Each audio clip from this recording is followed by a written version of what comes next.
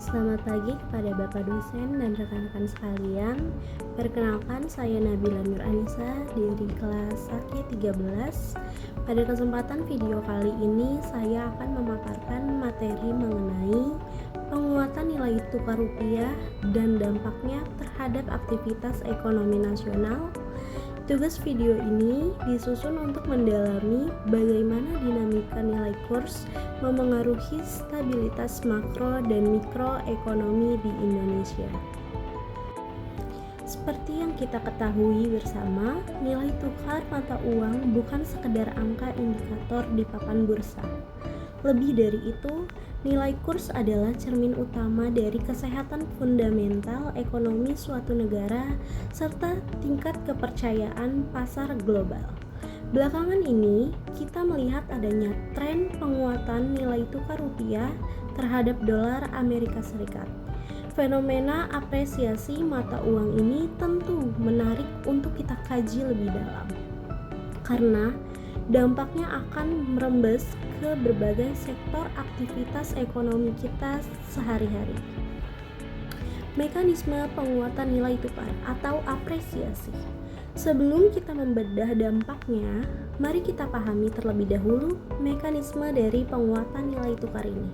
Secara konsep ekonomi dasar, rupiah dikatakan menguat atau mengalami apresiasi ketika nilai intrinsik mata uang kita meningkat terhadap mata uang asing.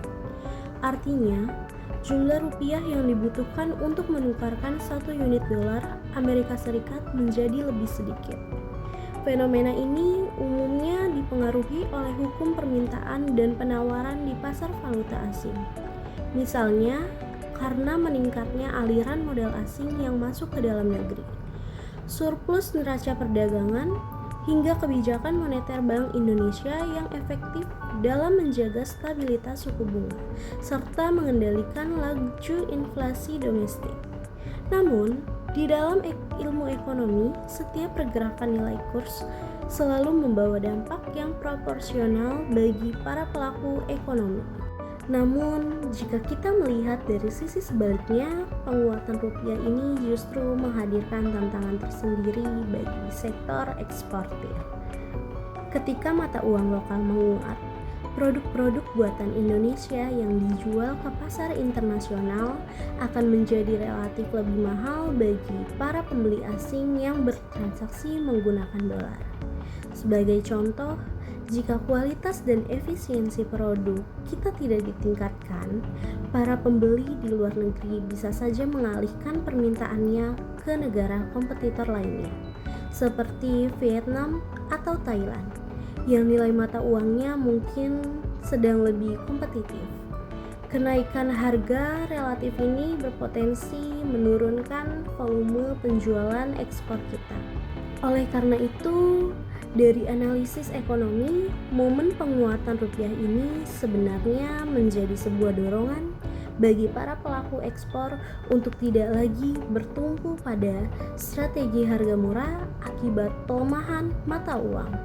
Sektor ekspor kita dituntut untuk melakukan transformasi, meningkatkan efisiensi internal, serta berinovasi pada kualitas produk agar memiliki daya saing yang kuat di kancah global. Kemudian dampak terhadap inflasi dan masyarakat umum. Selanjutnya, mari kita tinjau bagaimana dampaknya terhadap masyarakat luas sebagai konsumen akhir. Secara teori ekonomi makro, penguatan rupiah berkontribusi positif dalam menekan angka inflasi, khususnya untuk imported inflation, yaitu inflasi yang disebabkan oleh mahalnya barang-barang impor. Ketika harga komoditas impor seperti gandum, kedelai, atau barang elektronik menjadi lebih terjangkau, stabilitas harga di pasar domestik dapat lebih terjaga. Hal ini secara tidak langsung membantu mempertahankan daya beli masyarakat. Meskipun demikian, kita juga harus memahami bahwa transmisi penurunan harga dari tingkat makro ke pasar retail membutuhkan waktu atau terjeda jam, atau bisa disebut juga dengan time lag. Para pedagang biasanya perlu menghabiskan stok barang yang dibeli dengan modal lama terlebih dahulu sebelum menyesuaikan harga dengan nilai kurs yang baru. Sebagai kesimpulan dari pemaparan saya, penguatan nilai tukar rupiah adalah sebuah dinamika ekonomi yang kompleks dan multidimensi. Fenomena ini membawa peluang besar bagi penguatan industri dalam negeri melalui efisiensi biaya.